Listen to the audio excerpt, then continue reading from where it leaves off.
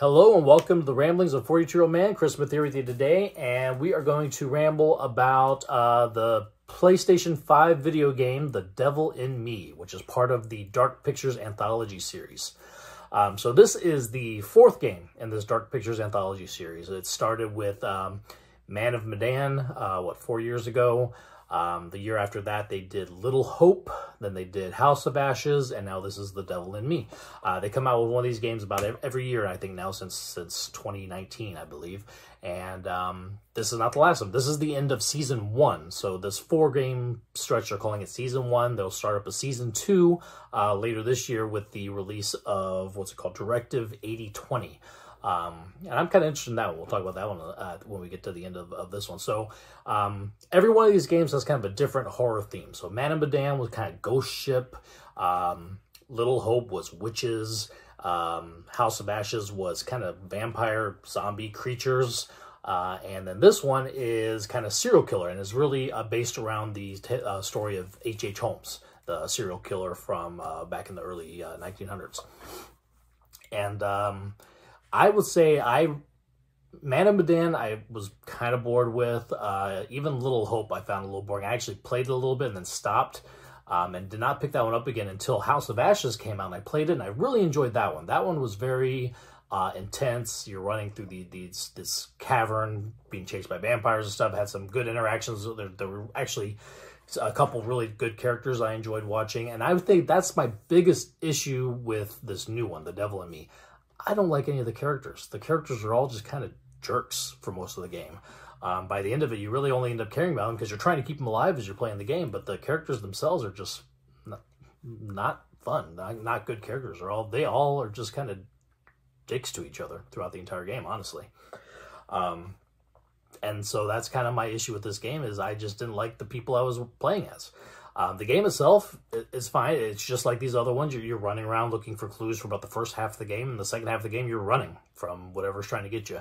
Not nearly as much action as House of Ashes, but not quite as slow as the first two games either. There was definitely a little bit more going on with this one.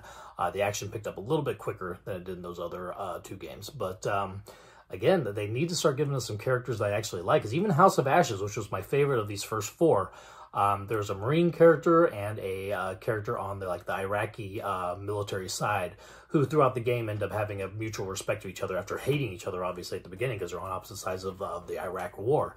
But those characters were fun. Those characters were great to see grow in the character arcs that they had. But the rest of the characters in that game still were kind of awful. And then the characters in the first two games were pretty awful. I mean, they're just... So far, I would say the biggest drawback with these Dark Picture Anthology games is they haven't really created very many compelling characters that you actually want to play as. Most of them are just terrible people, and you're stuck playing as them, trying to keep them alive. There are times where, I really kind of want to kill you off, But but they're still fun. This is Supermassive Games, which is the same company that did Until Dawn and The Quarry that we talked about way back in the beginning of the show. And I enjoyed those two a lot more. The characters in those, while there are some harder characters to like, there's a lot of characters you do enjoy as well. So I think they need to try to get some characters you actually like playing as in these games, because the game itself is fine. I enjoyed the horror theme. I like the different horror themes in each game. It's a lot of fun. And I think ramp up the action a little bit more. This one, the Devil in Me, was a little bit better. It started off pretty slow, but then it kicked up pretty good. Where the first two were just kind of slow all around, and I got bored with both of them. House of Ashes was kind of run, almost from the beginning. That one I really enjoyed. So I'm hopeful. I'm really hopeful for the next one, because I tell you, Directive 8020, they did a little preview at the end of this game, and it takes you into space. I don't know if it's going to be aliens, or it almost has a Event Horizon feel, that little first trailer. So I'm really hopeful that one's a lot of fun, because I love kind of space horror. Give me aliens or Event Horizon or anything like that, and I really enjoy it quite a bit. So I'm hopeful for that one. This one is kind of medium for me. House of Ashes, the third one, was definitely much better. Definitely my highest of this first four, the Season 1 of this Dark Pictures Anthology games. And neither of them, none of the four of them are as good as Until Dawn or The Quarry were. But I do like this style of game. I'll keep playing them as they come out, unless they just bomb one that's just horrible. I have to admit, after the first two, I was almost done, but House of Ashes sounded interesting enough to pick up, and I'm glad I did because I really like that one a lot. So it got me into wanting to replay all these ones. But you know, this one fell kind of in between the first two and the third one, but I'm hopeful for a return to form in the space one. Very excited about that. So that is The Devil in Me. You can find that on PlayStation 5.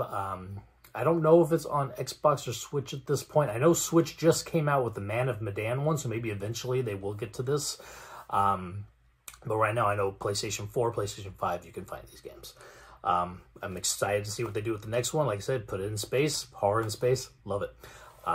Thank you for listening. Till then, actually, I guess I should say, do I recommend this game? If you've played any of these other ones and you really enjoyed them, then yes, you would really enjoy this one. If you have not, and you're not really into maybe a slower kind of horror game that kind of ramps up later, it'd be a hard recommend on this one. But yeah, if you liked House of Ashes, this one is more the same, just a little slower to start with. So there you go. There's my recommend. Thank you for listening, and we'll ramble again soon. Talk to y'all later.